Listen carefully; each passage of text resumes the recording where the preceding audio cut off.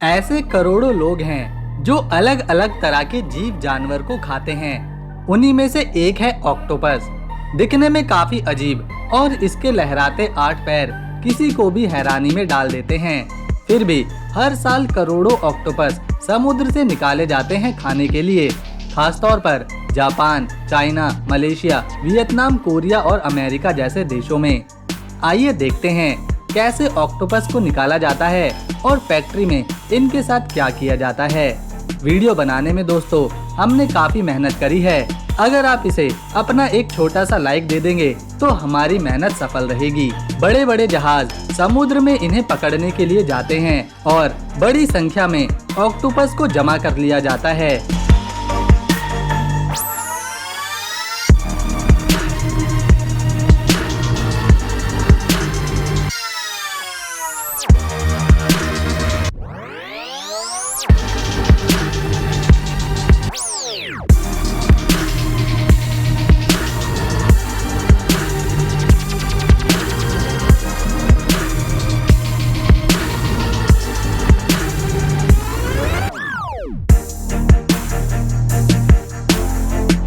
जिसके बाद इन्हें लाया जाता है फैक्ट्रीज में, जिन्हें सबसे पहले नमक के पानी से साफ किया जाता है।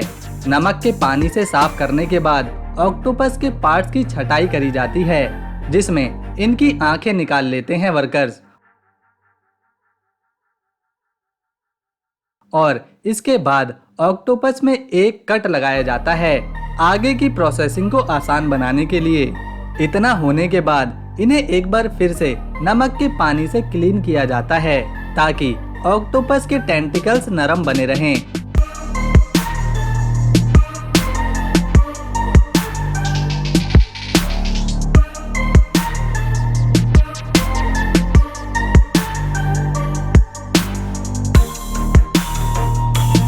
गर्म पानी में उबालने के बाद बारी है इन ऑक्टोपस के पीसेस करने की।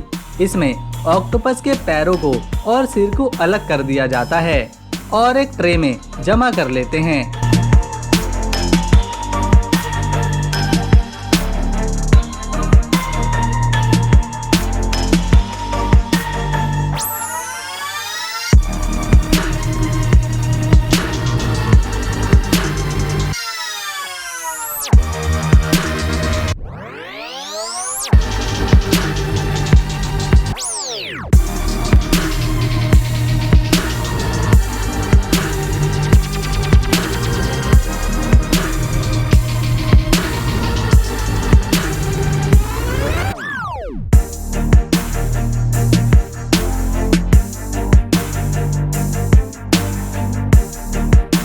अब इन्हें एक कुकिंग चेम्बर में डालकर पकाया जाता है। साथ ही एक वर्कर इन्हें मिक्स भी करता रहता है ताकि सभी ऑक्टोपस अच्छी तरह से पक जाएं।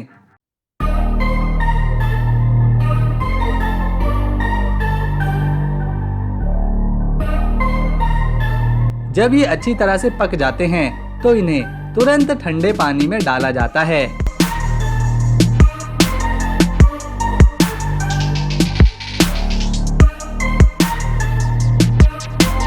फिर इन्हें एक कन्वेयर बेल्ट पैकिंग सेक्शन तक ले जाती है, जहां इनका वजन किया जाता है और बर्फ के साथ डब्बों में डालकर पैक कर दिया जाता है।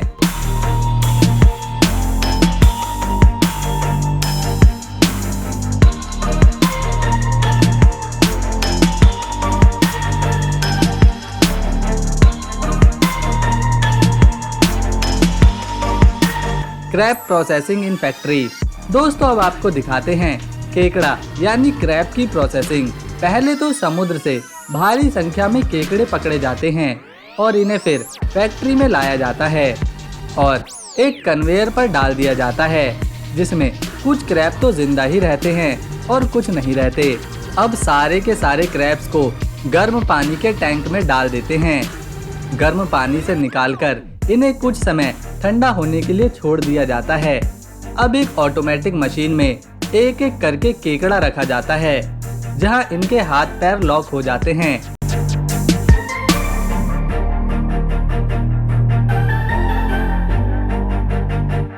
और आगे लगी एक रोटेटिंग डिस्क इसके हार्ड कवच को निकाल देती है। नीचे लगी 2 नोजल पानी को फेंकती रहती है ताकि इनकी गंदगी साफ होती रहे और एक एडवांस मशीन इन्हें उठाकर कटिंग ब्लेड के सेक्शन तक ले जाती है जहां इनके बीच में कट लगाया जाता है और इनके पैर अलग कर दिए जाते हैं।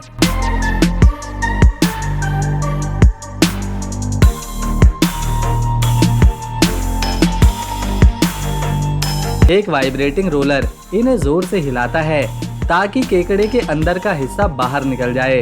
फिर इनका वजन करके पैक कर दिया जाता है।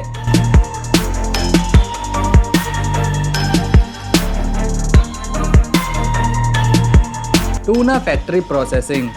टूना एक ऐसी फिश होती है जो वजन में 2 इंसानों जितनी भारी होती है और इसका साइज काफी बड़ा होता है, जिस कारण इसमें मांस भी भारी मात्रा में निकलता है।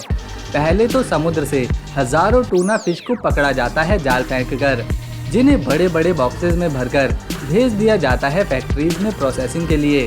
फैक्ट्री में पहुंचने के बाद एक बड़े से कूलिंग चेम्बर में इन्हें रखा जाता है, जिसका टेम्परेचर -18 डिग्री तक रहता है, जिससे टूना फिश लंबे समय तक खराब नहीं होती।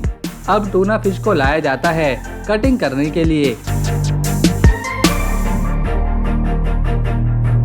जहां रोटेटिंग ब्लेड पहले इसकी पूंछ और सिर को काट देते हैं।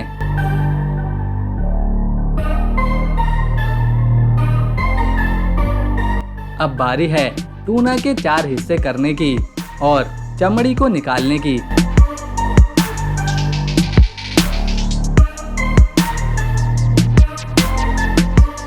फिर इसे शेप दे दी जाती है और वजन किया जाता है। अब इन्हें ट्रे में रखकर एक बड़े से हीटिंग ड्रम में डाला जाता है, जिसका टेम्परेचर 100 डिग्री सेल्सियस से काफी ज्यादा रहता है। इस प्रोसेस में टूना अच्छे से कुक हो जाती है और इसे ड्रम से निकालकर वर्कर्स के पास भेज दिया जाता है, जो इसके छोटे छोटे टुकड़े करते हैं और फिर इन्हें पैक कर दिया जाता है।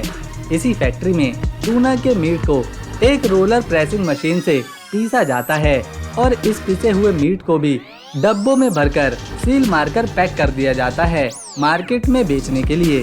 Sea urchin meat processing. दोस्तों, शायद ही आपने ये समुद्री जीव कभी देखा होगा, क्योंकि ये समुद्र के तल में रहते हैं और ऊपर कभी नहीं आते और इनका मांस भी खाया जाता है। ये जहरीले होते हैं और इनके ऊपर नुकीले कांटे भी लगे होते हैं। डाइवर ऑक्सीजन लेकर समुद्र की गहराई से इन्हें पकड़कर एक बैग में जमा करते रहता है। फिर इन्हें प्रोसेसिंग के लिए फैक्ट्री में लाया जाता है, जहां एक स्प्लिटर की मदद से इन्हें खोला जाता है। वर्कर ये स्प्लिटर अर्चिन के शरीर में घुसा देता है, जिससे यह खुल जाते हैं। अब वर्कर्स इसके पेट और मांस को निकालकर एक टोकरी में जमा करके साफ करता है। एक अर्चिन में केवल 3 से 4 छोटे छोटे मांस के टुकड़े ही निकलते हैं और इनकी सफाई करके बाद में इन्हें डब्बों में पैक करके खाने के लिए भेज दिया जाता है। Shrimp processing. दोस्तों, झींगा बहुत बड़ी मात्रा में खाया जाता है, जिन्हें जाल फेंककर समुद्र से बड़े बड़े जहाज जमा करते हैं और फिर इन्हें लाया जाता है फैक्ट्री के अंदर। फैक्ट्री में लाने के बाद इन्हें बड़े बॉक्स से निकालकर प्लास्टिक की क्रेट में भरा जाता है।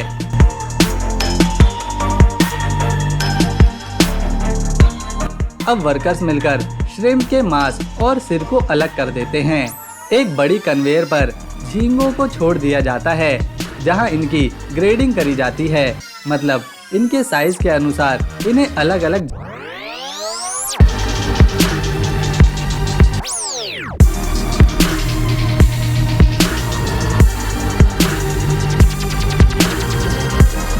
जमा कर लिया जाता है।